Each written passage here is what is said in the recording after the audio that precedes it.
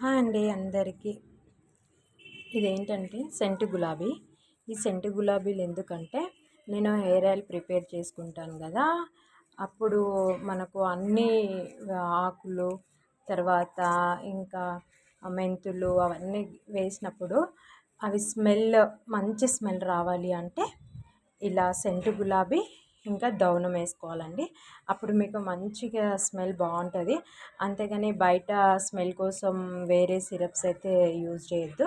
నేనైతే మంచిగా చక్కగా కడిగి ఇలా జల్లట్లో వేసి వాటర్ అన్నీ పోయేంత వరకు వేసుకొని ఇలా గాలిలో ఆరబెట్టుకున్నాను.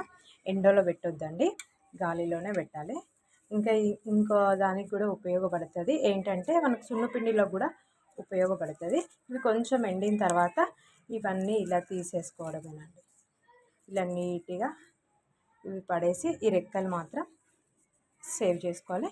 అప్పుడు మీకు హెయిర్ ఆయిల్ మీరు ఇంట్లో ప్రిపేర్ చేసుకున్న హెయిర్ ఆయిల్ చాలా మంచి స్మెల్ వస్తుందండి.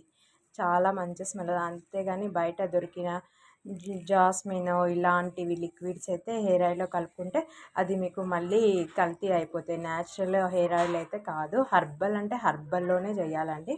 ఈ వీడియో మీకు నచ్చినట్టయితే like, share, subscribe. Thank you.